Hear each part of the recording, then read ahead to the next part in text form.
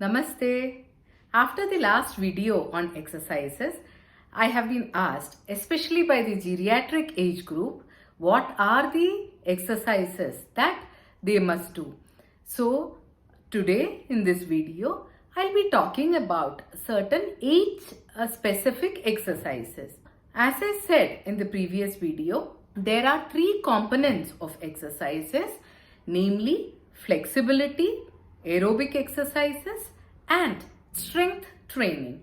So aerobic exercises like walking, jogging, swimming, dancing should be done at least 30 minutes a day. These aerobic exercises are very good for your heart and needs to be done at least 4 to 5 times in a week. Coupled with aerobic exercises, you need flexibility exercises like yoga, pranayam and so on, which improves the mobility of your joints. And strength training done in your 30s and 40s definitely does help you prevent bone loss and osteoporosis later in your life.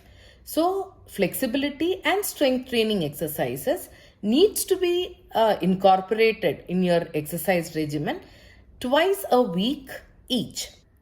So the basic of exercises remains so.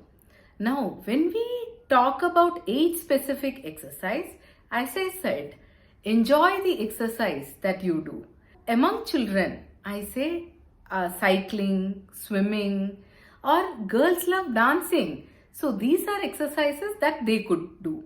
In the earlier era, we would see that deficiency disorders and protein energy malnutrition, as in we would see children who are extremely thin and deficient in proteins and carbohydrates. But these days, the type of malnutrition that we see is overnutrition or obesity and overweight. And this in fact has constituted a lot of metabolic diseases and so on, like diabetes, insulin resistance, fatty liver, and polycystic ovarian diseases in females. So, exercising in their adolescent age group is important to prevent these diseases from emerging. So, encourage kids to go out and play. These days, we see that kids are most of the time confined with the laptop or in their mobiles. So, let them get out in the real playground, not in a virtual video game. Activities which are aerobic in nature, especially your swimming, cycling, all these things should be encouraged in children.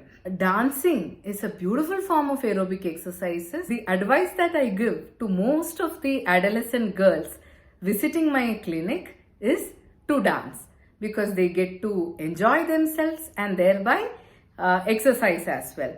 This actually reduces their weight, improves their PCOD kind of illnesses, and regularizes their periods without any pills. Now talking about the middle age group. So people love playing sports. They would feel really nostalgic about it, that they would have played in the college days. So indulge in the sport practices that you have been used to, whether it is badminton, tennis, or football, cricket, whatever it is. Make sure that you do practice these sports at least twice a week, coupled with strength training and other aerobic activities. Probably walking or working out in gyms also help. Talking about women, aerobic, Zumba, Bollywood dancing, or any classical form of dance, all these things they could do as a part of their aerobic exercises. Herein they would enjoy what they do, which would make it more regular. And along with that, they must practice what is called Kegels exercises. This is for the strengthening of pelvic floor muscles, which will prevent further urinary incontinence or dribbling of urine during coughing or laughing, which happens because of the loosening of the pelvic floor muscles, which occur due to prolonged labor or childbirth and delivery and so on. So Kegels exercises, when done properly, it definitely does help them prevent these issues. Compress or try to contract the pelvic floor muscles, hold on for 10 seconds and then relax. These sets of exercises, if done over multiple counts daily, would definitely help. Going out on a morning walk with your spouse would be a beautiful experience as well.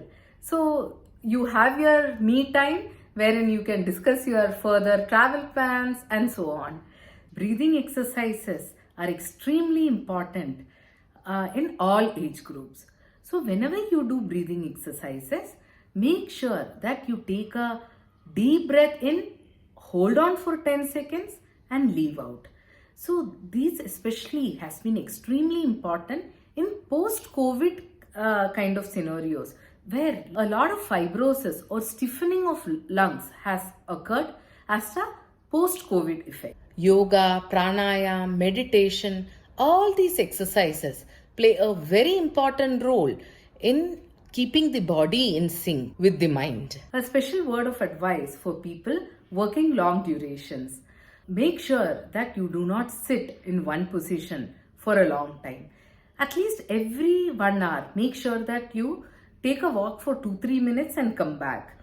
And if at all you have a call and you can afford to take it over your phone, please do that. People working on shop floors especially are standing for a long time. And these people are at risk of developing varicose veins and so on. So they must do some stretching exercises, flexing their feet up and down, rotating their feet, taking a walk in between, try to take the stairs, avoid lifts. So these are simple ways which will improve the number of steps that you take. Now talking about the elderly age group, the geriatric population. So ideally geriatric population, when we call it, is 60 and above. I do not consider 60 as the real old. My patients who are old are 90 and above. So 60 to 80, 85, you can continue to pursue activities that you really like. But understand that you are aging. So slow down certain activities.